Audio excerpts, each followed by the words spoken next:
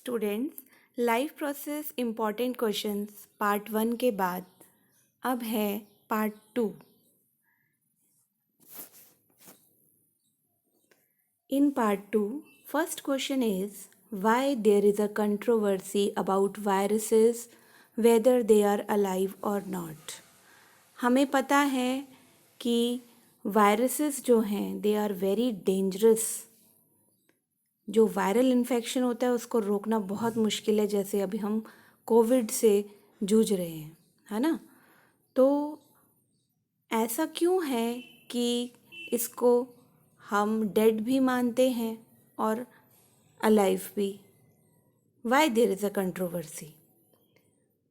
Viruses का feature है बच्चे, they do not show any molecular movement in them. जब तक वो लिविंग बॉडीज़ के बाहर हैं, जब तक किसी को इन्फेक्ट नहीं कर देते, they do not show any molecular movement, non living की तरह बिहेव करते हैं। But when they infect some cell या when they enter any living body, they act as live organisms. So there is always a controversy whether viruses are alive or not. Question number 2, what do you mean by respiration? Respiration क्या होता है? Respiration वो process है बच्चे जिसमें हम oxygen लेते हैं एटमॉस्फेयर से और उस ऑक्सीजन को हम फूड की ब्रेकडाउन में यूज़ करते हैं।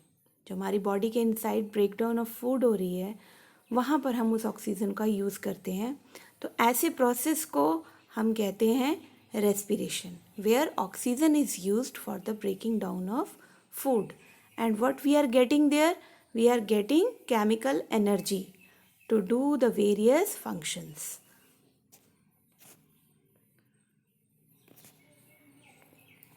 Question number 3, why diffusion is sufficient to meet the oxygen requirement of unicellular organisms like amoeba? जो यूनिसेलुलर ऑर्गेनिजम्स हैं जैसे कि अमीबा, वहाँ पर जो डिफ्यूजन का प्रोसेस है सिर्फ वही क्यों सफिशिएंट है सारी ऑक्सीजन रिक्वायरमेंट पूरी करने के लिए? तो मैं आपको बता दूँ कि अमीबा में ऑक्सीजन रिक्वायरमेंट ही नहीं, बाकी की जितनी भी रिक्वायरमेंट्स हैं, चाहे वो न्यूट्रिशन की है, चाहे वो इजेशन है, एक्सक्रीशन है, ये सारी फंक्शंस जो हैं वो सिंगल सेल ही परफॉर्म करता है। तो डिफ्यूजन की बात करें तो डिफ्यूजन में क्या चाहिए? डायरेक्ट कांटेक्ट चाहिए हमें एनवायरनमेंट के साथ। तो सिंगल सेल होने के कारण अमीबा का जो एंटायर सरफेस है सेल का, that is in direct contact with the environment. That is why diffusion is sufficient to meet the oxygen requirements. Then next question is question number 4. The leaves of a plant first prepare food A by photosynthesis. Food A then gets converted into food B. What are A and B? यहाँ question में बोला है कि leaves plant की क्या बना रही है, सबसे पहले फूड ए फॉर्म कर रही हैं, है ना, फोटोसिंथेसिस प्रोसेस से। अब ये जो फूड ए है ये कन्वर्ट हो रहा है नेक्स्ट स्टेप में फूड बी में। What are A and B? तो ये क्या होंगे? तो देखो हमें पता है प्लांट्स फोटोसिंथेसिस में क्या बनाते हैं, कार्बोहाइड्रेट्स। तो फूड ए हमारा आ जाएगा कार्बोहाइड्रेट्स और फूड बी हमारा आएगा स्टार्च, बिकॉज जो कार्बोहाइड्रेट्स बनी है फोटोसिंथेसिस में वो प्लांट में जब स्टोर होती हैं तो किस फॉर्म में स्टोर होती हैं? स्टार्च में। तो food A is carbohydrates and this carbohydrates is again stored in the plant in leaves.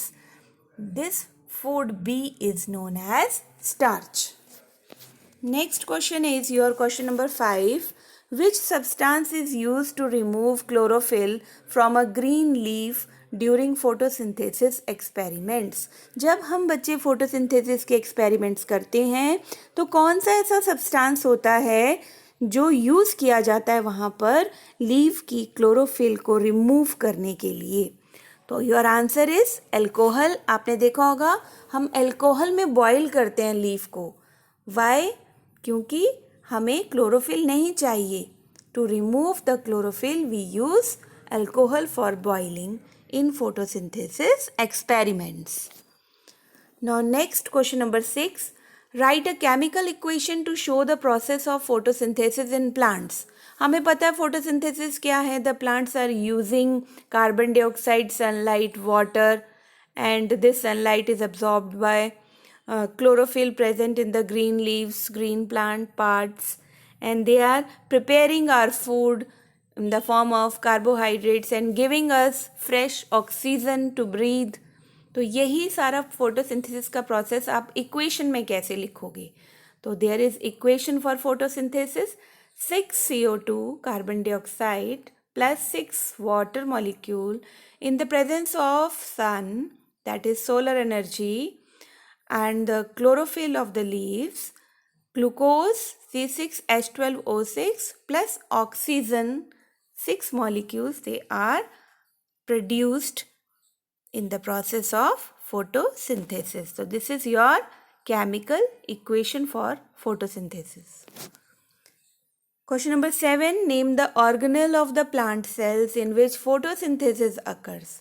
अब भाई वो कौन सा पार्ट है प्लांट का जहाँ पे फोटोसिंथेसिस हो रही है, उस ऑर्गेनेल का नाम पूछा है. तो ऑर्गेनेल किसका है? ये सेल का. ठीक, कौन सा पार्ट? क्लोरोप्लास्ट. क्लोरोप्लास्ट में क्लोरोफिल प्रेजेंट होता है और इसीलिए जो साइट ऑफ द फोटोसिंथेसिस है प्लांट में, that is chloroplast. Now next question number 8. State the various steps involved in the process of photosynthesis. कौन से अलग अलग processes होते हैं photosynthesis में? Absorption of light energy by chlorophyll पहला स्टेप है. जैसे ही सनलाइट प्लांट पे पड़ती है, ग्रीन प्लांट्स पे, जो क्लोरोफिल प्रेजेंट है लीव्स में, वो लाइट एनर्जी को एब्जॉर्ब करता है. सेकेंड स्टेप में ये जो लाइट एनर्जी क्लोरोफिल ने एब्जॉर्ब की है, इसको कन्वर्ट करना पड़ता है किस में? केमिकल एनर्जी में. तो क्या करता है chlorophyll? Converts the light energy into chemical energy. और इसकी वजह से जो वाटर मॉलिक्यूल, पानी हमने दिया है प्लांट को, that is water molecule split होता है. Splitting of water molecules takes place किस में? H2O है तो हाइड्रोजन और ऑक्सीजन में स्प्लिट होगा. नाउ नेक्स्ट स्टेप में रिडक्शन ऑफ कार्बन डाइऑक्साइड होती है, यानी एडिशन ऑफ हाइड्रोजन. तो क्या बनता है हमारे पास? कार्बोहाइड्रेट्स. तो अगर आपको बोर्ड में ये क्वेश्चन आता है कि जो ऑक्सीजन हमें प्लांट्स देते हैं ड्यूरिंग फोटोसिंथेसिस में, वो हमें किससे मिलता है? CO2 से, वाटर से, सनलाइट से. तो we are getting that from water molecule. ठीक है, जो स्प्लिटिंग ऑफ वाटर मॉलिक्यूल हो रही है फोटोसिंथेसिस के प्रोसेस में, वहाँ से हमें ऑक्सीजन मिल रही है. और कार्बोहाइड्रेट्स में रिडक्शन हो रही है कार्बन डाइऑक्साइड की, that is why we are getting carbohydrates. Now next question number 9 is this necessary that the steps of photosynthesis would take place one after the other immediately? क्या ये ज़रूरी है कि जो ये फोटोसिंथेसिस के स्टेप्स हैं वो एक के बाद एक इमीडिएटली हों? इमीडिएटली यानी जल्दी जल्दी हों, एक के बाद एक. No, answer is no. It is not necessary कि ये स्टेप्स जो हैं वो एकदम हों, one after other. For example, desert plants में बच्चे, दिन के समय में बहुत गर्मी होती है, इसलिए जो लीव्स के जो स्टोमेटास हैं वो क्लोज होते हैं, है ना. वैसे तो they are reduce into spines, जो स्टेम में भी होंगे, ग्रीन स्टेम्स में स्टोमेटास. तो टेम्परेचर ज़्यादा होने के कारण, पानी की कमी होने के कारण जो गार्ड सेल्स हैं वो स्वेलअप नहीं होते, पोर्स नहीं खुलते, तो स्टोमेटास बंद रहते हैं प्लांट्स में. तो वो कब लेंगे फिर carbon dioxide? They take carbon dioxide at night. Then they prepare an intermediate which is acted upon by the energy absorbed by the chlorophyll during the day. जो दिन में क्लोरोफिल ने एनर्जी एब्जॉर्ब की है, उसको यूज़ करके फिर carbon dioxide तो वो रात को लेते हैं, तो तब वो फोटोसिंथेसिस का प्रोसेस करते हैं. तो ये आपके पास प्रूफ है ये बताने के लिए कि this is not necessary that the steps of photosynthesis would take place one after the other immediately. Now next question number 10. What are the conditions necessary for photosynthesis? Very simple. We need sunlight, chlorophyll, carbon dioxide and water for the process of photosynthesis. Next question number 11 is how the plants obtain carbon dioxide. जिसकी हम बात कर रहे हैं कि हमें चाहिए carbon dioxide, ये प्लांट्स किस तरह से लेते हैं. तो we know from the tiny pores called stomata. Stomach लिखा है यहाँ पर but this is stomata. The tiny pores called stomata on the surface of the leaves, वहाँ से हम लेते हैं carbon dioxide. Please ignore this word stomach, this is stomata. Each stomatal pore is surrounded by a pair of guard cells. ठीक है, stomata के अंदर क्या होते हैं, एक पेयर होता है गार्ड सेल का. अब वो गार्ड सेल की जो गार्ड सेल हैं उनका फंक्शन है कि वो पोर को ओपन रखेंगे स्टोमेटा के या क्लोज रखेंगे. कैसे? When water flows into the guard cells, जब जैसे पानी की एंट्री होती है ना बच्चे गार्ड सेल्स में, तो वो स्वेलअप हो जाते हैं, उनमें पानी भर जाता है, स्वेल हो जाते हैं और एक कर्व की फॉर्म ले लेते हैं. जैसे ही वो कर्व की फॉर्म लेते हैं तो आउटर साइड में वो जाते हैं, स्ट्रेच होते हैं, जिसके कारण जो इनर पोर है उसको वो खोल देते हैं. They cause the pore to open.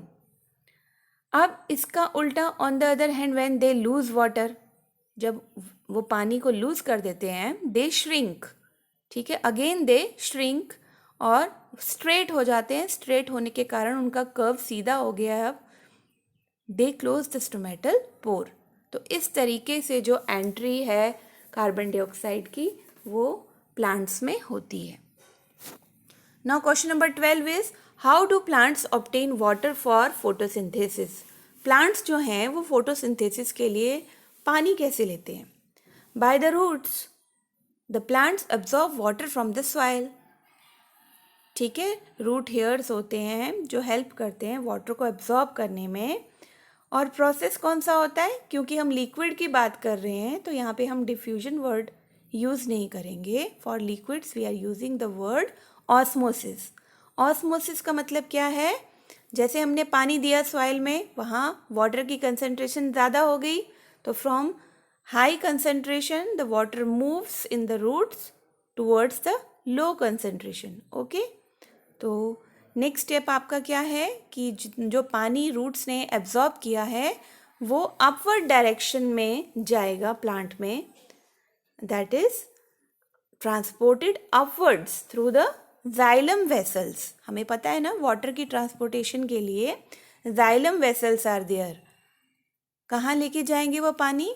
They carries the water to the leaves where it is utilized in the process of photosynthesis. Now how plants take nitrogen to make proteins. Carbohydrates के लिए तो हमने carbon dioxide को use किया था, लेकिन plants proteins भी तो देते हैं हमें, तो वो नाइट्रोजन से बनते हैं प्रोटीन्स, ये हम जानते हैं.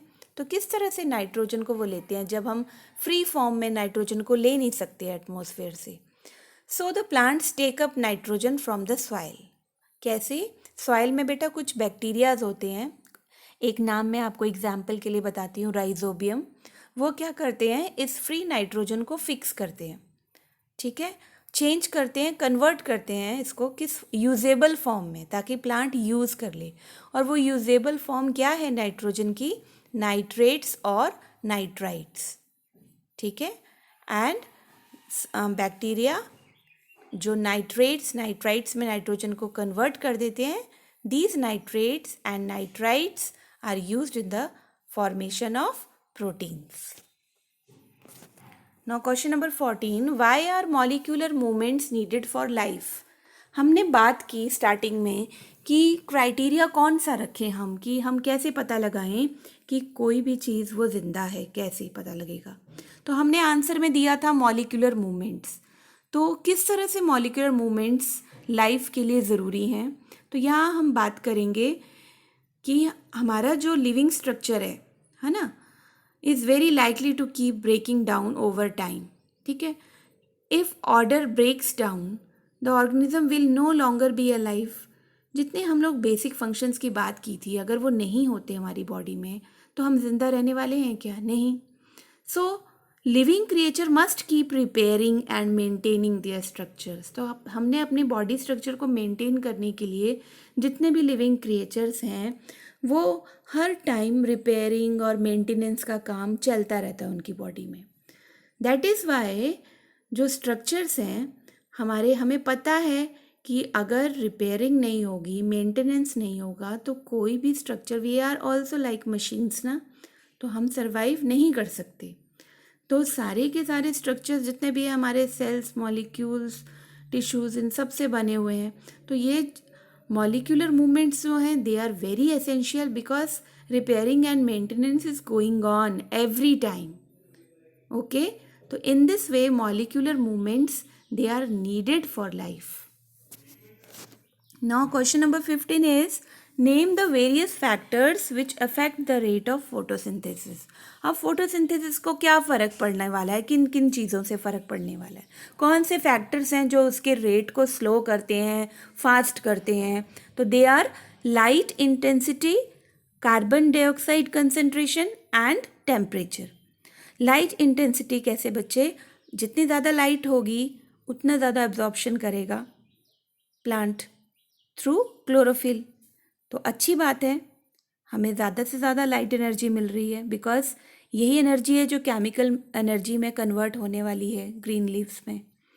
नेक्स्ट, कार्बन डाइऑक्साइड कंसंट्रेशन भी ज़्यादा चाहिए होगी, कम होगी तो कार्बोहाइड्रेट्स की फॉर्मेशन में प्रॉब्लम आएगी।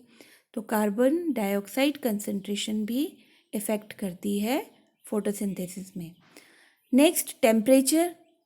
अगर टेम्परेचर बहुत ज़्यादा है, ठीक है, तो फिर स्टोमेटल पोर क्या होंगे? वो ड्राई अप हो जाएंगे, गार्ड सेल्स स्वेल नहीं होंगे, एंट्री ऑफ CO2 नहीं होगी। तो हमें टेम्परेचर भी प्रॉपर चाहिए, ना बहुत ज़्यादा ठंडा चाहिए ना बहुत ज़्यादा गर्म चाहिए, नॉर्मल टेम्परेचर चाहिए जिससे कि जो स्टोमेटास हैं वो अपनी प्रॉपर फंक्शनिंग करें और CO2 की एंट्री प्रॉपर हो। तो these are your 15 questions. Next questions you will get in part 3. Okay, in life process important questions part 3 video. Wait for that video. Thank you. Have a nice day.